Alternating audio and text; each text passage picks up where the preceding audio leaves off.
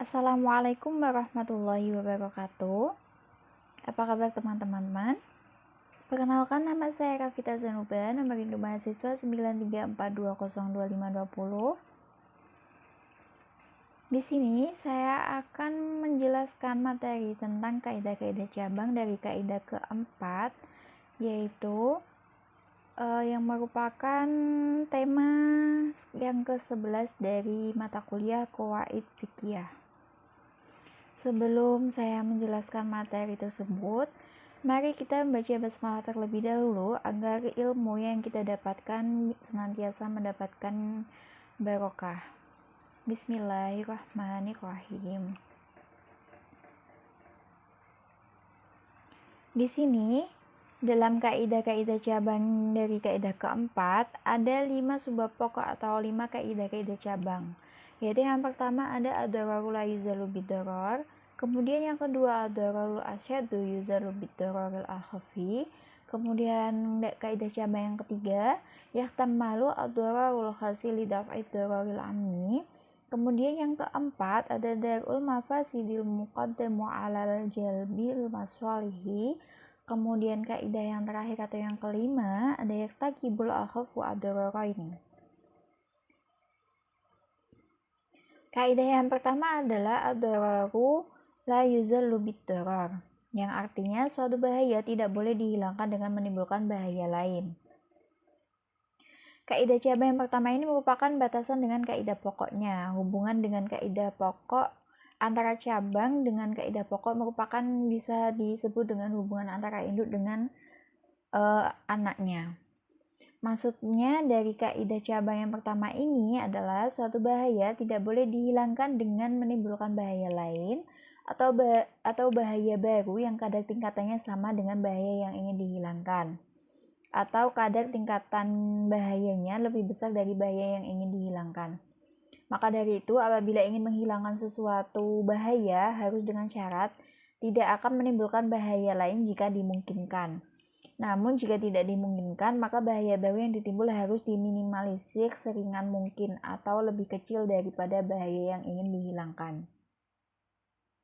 Kemudian contohnya, apabila ada dua orang yang bersepakat untuk bersama-sama atau syirkoh menepati rumah yang masih memerlukan pembenahan dan perawatan, sedangkan salah satu dari mereka tidak mampu untuk melakukannya, maka yang satunya tidak boleh memaksakan kehendaknya bagi yang tidak mampu ikut andil dalam melakukan pembenahan dan perawatan tersebut, karena dengan pemaksaan akan menghilangkan darar bagi dirinya, namun mendatangkan bahaya atau darar lain untuk pihak yang lain.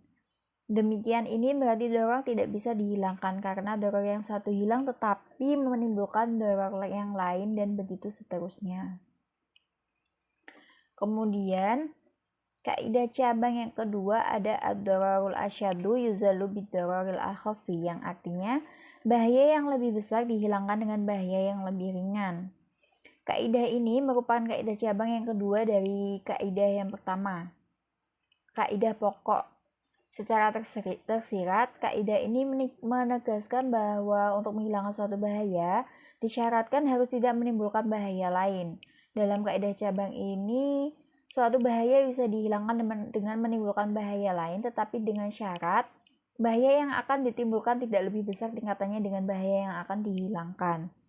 Oleh karena itu, apabila seseorang ingin menghilangkan bahaya dengan menggunakan kaidah ini, harus mempertimbangkan atau memperhatikan terlebih dahulu dampak yang akan ditimbulkan setelahnya. Apabila dampak yang timbul itu seimbang atau bahkan lebih besar dari bahaya yang akan dihilangkan, maka harus dibatalkan. Namun jika yang timbul lebih kecil daripada bahaya yang dihilangkan, maka boleh diteruskan atau boleh diperbolehkan.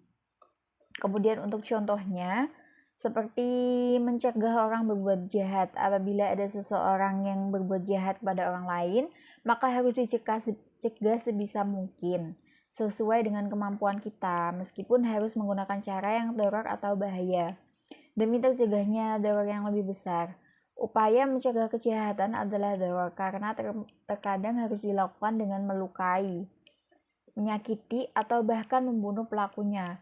Karena jika tidak melakukan pencegahan terhadap tindakan kejahatan atau kekerasan, maka dosa besar yang bisa berakibat dari kejahatan akan bertambah merajalela atau bertambah semakin banyak, baik kejahatan manusia, harta, jiwa, maupun yang lainnya. Oleh karena itu, dosa yang dilakukan demi tercegahnya dosa yang lebih besar adalah sebuah keharusan atau kewajiban. Kemudian kaidah yang ketiga ada yahtamalu ad-dararul khassi lidaf'id dararil amni, yang artinya melakukan bahaya yang khusus untuk menolak bahaya yang umum. Bahaya yang sifatnya lebih khusus ditolak untuk menolak bahaya yang lebih umum sifatnya. Kaidah cabang ini secara substansial sudah terakomodir di dalam kaidah terdahulu. Namun, kaidah cabang ini merupakan kaidah yang sangat penting demi tujuan syariat Islam dalam upaya kemaslahatan umat. Dalam syariat Islam mempunyai tujuan melindungi manusia, baik menyangkut agama, jiwa, akal, keturunan, maupun harta bendanya. Segala sesuatu yang bisa menodai atau merusak salah satu dari 5 hal tersebut di atas merupakan bisa kejahatan atau doror yang wajib dihilangkan sebisa mungkin. Sedangkan untuk merefleksikan tujuan-tujuan tersebut, maka kejahatan yang bersifat umum harus ditolak, meskipun harus dilakukan dengan cara yang menggunakan bahaya yang bersifat khusus. Untuk tujuan tersebut, syariat Islam memberlakukan hukum potong tangan yang bertujuan untuk melindungi harta, menerapkan perang melawan orang kafir yang menyerang, dan penerapan-penerapan lain. Dosa yang bersifat khusus harus dilakukan demi terhindarnya dosa yang bersifat umum, atau contoh lainnya seperti pencekalan terhadap dokter atau tabib gadungan. Hukum pencekalan ini tentu dirasakan sangat berat bagi kedua orang yang berprofesi sebagai pelayanan jasa tersebut. Namun membiarkan orang-orang yang tidak memiliki latar belakang kedokteran atau medis dan ketabiban menangani hal-hal yang berhubungan dengan pengobatan adalah bahaya yang lebih besar, sebab bisa mengancam keselamatan jiwa orang banyak. Demikian ini sama halnya dengan menyerahkan semua urusan kepada orang yang bukan ahlinya. Maka untuk melindungi keselamatan jiwa masyarakat, maka segala sesuatu yang bisa mengancam harus ditolak. Seperti halnya tidak cuma dokter atau tabib, tapi juga seorang guru bisa dilakukan pencekalan atau penangkapan karena bisa menyalahgunakan ilmu atau menyesatkan. Kemudian kaidah yang keempat ada darul mafasidi muqaddamu ala jalbil masalihah, yang artinya menolak bahaya lebih utama daripada menarik datangnya kebaikan. Kaidah cabang keempat ini merupakan berdasarkan ayat Al-Quran surah Al-Baqarah ayat 219 yang berbunyi yas'alunaka 'anil khamri wal maisiri qul fihima itsmun kabirun wa manafi'u lin-nasi wa itsmuhuma akbaru min naf'ihima, yang artinya mereka bertanya kepadamu tentang khamr dan judi. Lalu katakanlah, pada keduanya terdapat dosa yang besar dan beberapa manfaat bagi manusia, tetapi dosa keduanya lebih besar dari manfaatnya. Menolak mafsadah atau kerusakan lebih diprioritaskan daripada mendatangkan kemaslahatan atau kebajikan. Hal ini karena perhatian syariat Islam terdapat manhiyat, hal-hal yang dilarang, lebih ketat daripada perhatiannya terhadap ma'murat atau yang artinya hal-hal yang diperintahkan. Seperti halnya seseorang diperbolehkan meninggalkan sebagian kewajiban karena masyakoh yang terbilang ringan. Sebagaimana diperbolehkannya seorang sholat dengan duduk dalam keadaan sakit, berbuka dan menjamak sholat bagi orang musafir, dan lain sebagainya.